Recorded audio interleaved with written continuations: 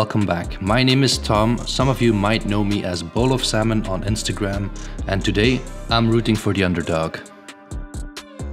So a while ago I reached out to Richard, the founder of Studio Underdog, and I asked if I could get hands-on with some of his watches, just for fun, no strings attached. And to my surprise, he said yes. I've had these watches in for a couple of weeks now, and I really had a lot of fun wearing and shooting these. Let's start with some brand history.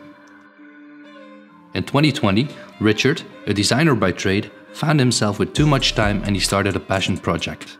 Studio Underdog was born. In March 21, a Kickstarter campaign was funded and the first batch of watches got shipped out in September. The first 3 models that were launched were the Goofy Panda, a take on the traditional Panda dial, the Desert Sky, an homage to some Nike sneakers, and the Funky Melon watch.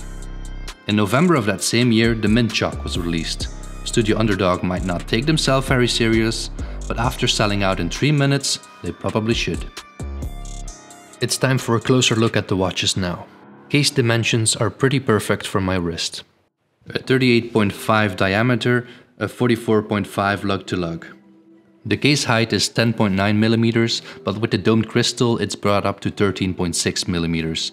I never experienced the watch as sitting too high or top heavy at all.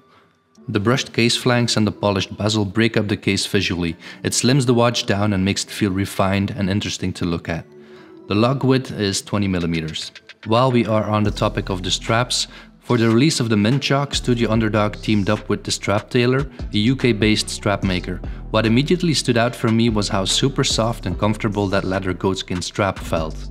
The watch features an exhibition caseback, and that's for a reason.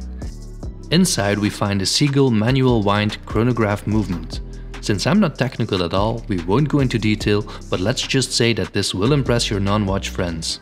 And with the seagull movement enjoying somewhat of a cult status, this one even stands a chance to impress your watch nerd friends too. This movement isn't the most precise in the watchmaking world, but boy are they pretty to look at. The chrono reset feels a bit more soft, but starting and stopping the chrono has a very rewarding feel to it. The ability to get a unique look on the pretty chronograph movement actually makes me feel less sad of not having the same option on my Speedy.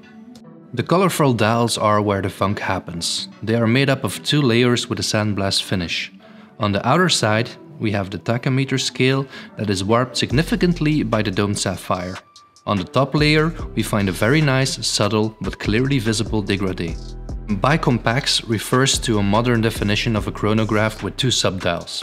The fact that these subdials are sized differently gives these another fun, goofy touch. Even with the symmetry broken, the dial still feels very balanced.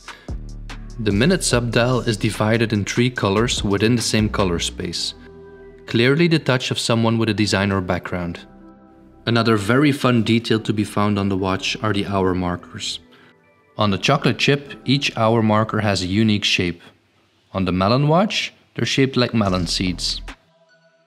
The baseline really sums things up. These really are such fun and unique looking pieces, and perhaps that is what I like most about these. The designs don't copy any existing watches. They just have their own identity and style, and for a new brand, that is impressive. The addition of the movement alone is pure genius. It gives the watch some more heft to it. So not only does the watch look premium, it also feels premium. Will this watch be your first purchase, or will this be a one-watch collection? Probably not, but I'm pretty sure this is not the point why you consider one of these.